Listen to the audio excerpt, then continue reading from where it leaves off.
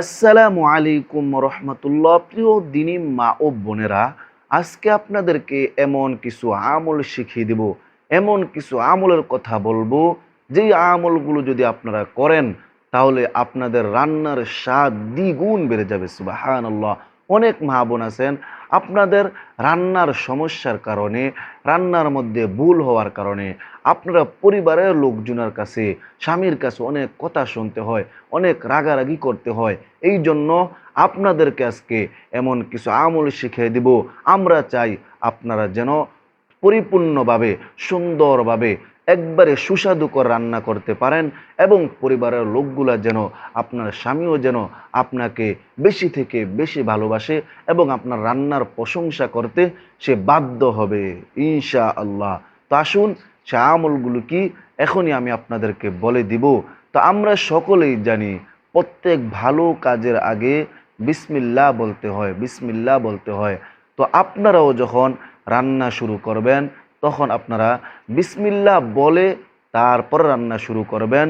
আল্লাহ পাক রব্বুল আলামিন ওই রান্নার মধ্যে বরকত দান করবেন। সুবহানাল্লাহ। আপনারা যারা রান্না করতে পারেন না তারাও এই 5টা আমল করেন, আপনারা দেখবেন আপনাদের রান্নাও আল্লাহ তাআলা বরকতময় করে দিবেন। সুবহানাল্লাহ। অনেক মা বোন আছেন যারা রান্না করতে পারেন না, এই জন্য ভয়ে রান্না করেন না, যে আমার রান্না খেয়ে আমার স্বামী কিনা কি বলে, আমার শ্বশুর শাশুড়ি কিনা কি বলে। এই জন্য আপনারা ভয়ে রান্না করেন না। ভয়ের কোনো কারণ নাই। এই আমলগুলো আপনারা করেন।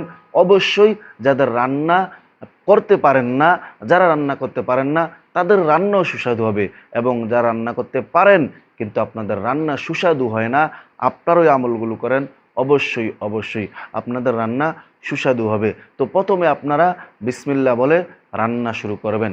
দ্বিতীয়ত, আপনার রান্না চলাকালীন মাঝে মাঝে আপনারা দুরুদ শরীফ পড়বেন, যেমন ছোট্ট দুরুদ সাল্লাল্লাহু আলাইহি ওয়াসাল্লাম, সাল্লাল্লাহু আলাইহি ওয়াসাল্লাম, এই দুরুদ আপনারা পড়বেন। তারপর আপনারা যখন রান্নার মধ্যে, তরকারির মধ্যে মশলা দিবেন, প্রত্যেকটা মশলা দেওয়ার সময় আপনারা মনে মনে পড়বেন ইয়া রহিমু ইয়া রাজ্জাকু, ইয়া রহিমু ইয়া রাজ্জাকু। এগুলা আল্লাহর সিফাতি নাম। আল্লাহর সিফাতি নামগুলো আপনারা পড়বেন। যখনই মশলা দিবেন তখনই ইয়া রহিমু ইয়া রাজ্জাকু এই নামগুলো পড়বেন। আল্লাহ তাআলা আপনাদের রান্নার ভিতরে রহমত দান করবেন, রান্না সুস্বাদু হয়ে যাবে। সুবহানাল্লাহ। 4 নম্বরে, আপনারা যখন রান্না করবেন, রান্না চলাকালীন আপনারা মনে মনে এই চিন্তা রাখবেন যে এই রান্নাগুলো যেন পরিবারের লোকজনের জন্য রহমত হয়। কারণ রহমত যে খাবার আল্লাহ তাআলা পক্ষ থেকে আসে, ওইগুলো সুস্বাদু হয়, এগুলো হালাল খাবার হয়, এগুলো ভালো খাবার হয়। এজন্য আপনারা এই নিয়ত মনে মনে রাখবেন যেন এই খাবারগুলো পরিবারের লোকজনের জন্য রহমত হয়ে যায়। সুবহানাল্লাহ। সর্বশেষ 5 নম্বরে, আপনারা যখন রান্না শেষ হবে তখন আপনারা মনে মনে বলবেন আলহামদুলিল্লাহ, আল্লাহর শুকরিয়া আদায় করবেন। রান্নার মধ্যে যদি কোনো সমস্যাও হয়ে থাকে, আলহামদুলিল্লাহ বলার কারণে আল্লাহ তাআলা সকল সমস্যা দূর করে দিবেন এবং রান্নার মধ্যে আল্লাহ তাআলা বরকত এবং রহমত নিয়ামত বাড়িয়ে দিবেন। সুবহানাল্লাহ।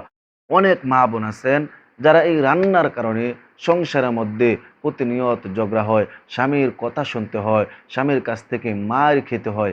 এই জন্য আপনারা এই আমলগুলো করেন। আল্লাহর উপর বিশ্বাস একিন রেখে আপনারা এই 5টা আমল করেন। বিসমিল্লাহ বলে রান্না শুরু করবেন, রান্নার মাঝে মাঝে দুরুদ পড়বেন, হ্যাঁ, প্রতিটি মশলা দেওয়ার সময় ইয়া রহিম ইয়া রাজ্জাকু বলবেন।